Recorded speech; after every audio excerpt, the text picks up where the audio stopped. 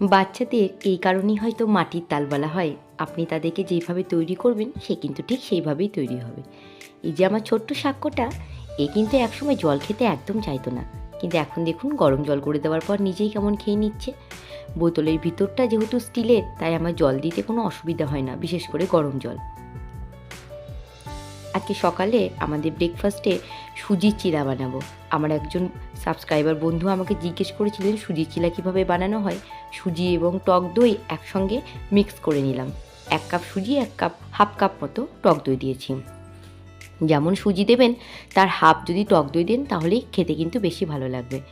এরপর বাড়িতে যা সবজি আছে আপনার, যা সবজি আছে মানে গাজর, বিনস, ক্যাপসিকাম, তারপরে আপনি যদি বিট দিতে চান, যদি আপনার কাছে বরবটি থাকে বরবটিও দেওয়া যেতে পারে, পেঁয়াজ, একটু আদা কুচি, একটু রসুন কুচি, এই সমস্ত কিছু দিয়ে ভালো করে মিক্স করে নিতে হবে।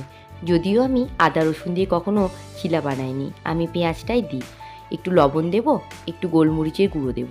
সাক্ষ্য যেহেতু খাচ্ছে তাই এখানে কাঁচা লঙ্কাটা দেবো না। সাক্ষ্যটা ভেজে তুলে নেওয়ার পর যখন আমাদের জন্য বানাবো তখন তার মধ্যে কিন্তু কয়েক কুচি কাঁচা লঙ্কা অবশ্যই দিয়ে দেবো।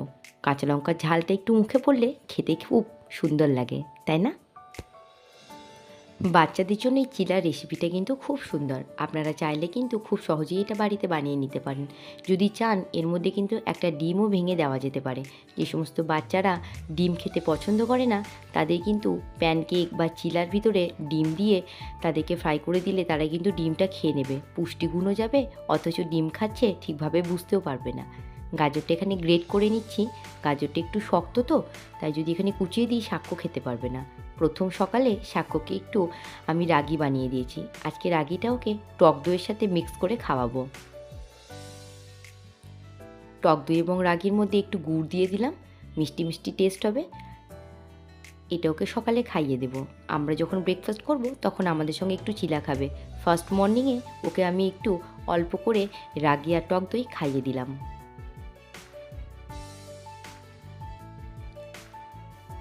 চিলাটা বানানোর জন্য সব সবজিগুলো এবার একে একে এর সঙ্গে মিক্স করে নিচ্ছি।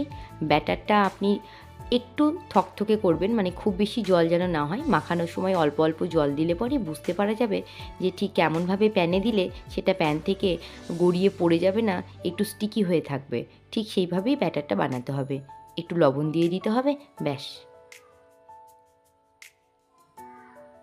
আমি আমার আগের অনেক ভিডিওতে বলেছি আমাদের চিলাটা যদিও আমি সাদা তেলে বানাই, কিন্তু সাক্ষ্যর জন্য যখন আমি বানাই কোনো কিছু তখন কিন্তু সেটা ঘি অথবা বাটার দিয়ে বানানোর চেষ্টা করি।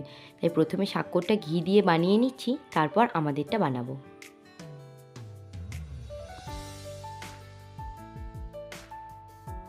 সাক্ষ্য যে কোনো চিলা খেতে বেশ পছন্দ করে। এই টমেটো সসের লোভেই চিলাটা খেতে ওর এত আগ্রহ জন্মেছে। বাড়িতে আমি যে টমেটো সসটা বানাই সেটা কিন্তু শেষ হয়ে গেছে। এটা টমেটো কেচাপ, যেটা বাজার থেকে কেনা, সেটাই অল্প একটু দিয়েছি। এবার একটু একটু বড় হচ্ছে, 2-1 দিন যদি বাইরের একটু কেচাপ খাই তাহলে খুব একটা কিছু ক্ষতি হয়ে যাবে বলে আমি মনে করি না, সেই জন্য অল্প একটু দিলাম।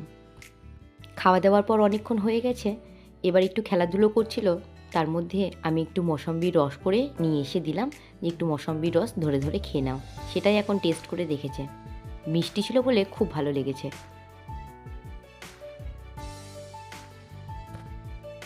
স্নান টান করিয়ে লাঞ্চে নিয়ে এসেছি আজকে পেঁপে, আলু, বড়ি দিয়ে একটা ঝোল বানিয়ে দিয়েছিলাম, একটু গাজর সিদ্ধ, একটু আলু ভাজা, একটু করলা ভাজা আর ডিম সিদ্ধ। ঝোলটা দিয়ে ভাতটা মেখে দিয়েছি।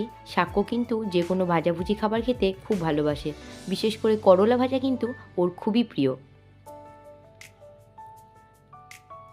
আপনারা হয়তো দেখতেই পাচ্ছেন ও কেমন করে একটা একটা করলা নিয়ে মুখের মধ্যে দিয়ে খাচ্ছে।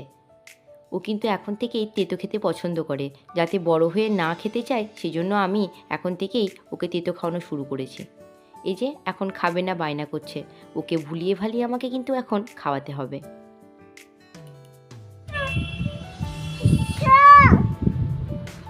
খাওয়া দাওয়ার পর দরজায় আবার ডাকো ছাগলগুলোর ম্যাকে সঙ্গে একটু ডাকো, কথা আবার হচ্ছে। ম্যা চলে আসবে। ম্যাকে ডাকো, বলো ম্যা এসো এসো, ভালো করে এসো এসো বলো ম্যাকে। চলে গেল ম্যা। সন্ধ্যাবেলা দুধের সাথে একটা পাউডার মিক্স করে খাওয়াই, তাই এখন সন্ধ্যের খাবার বানানোর ঝামেলাটা অনেকটাই কমে গেছে।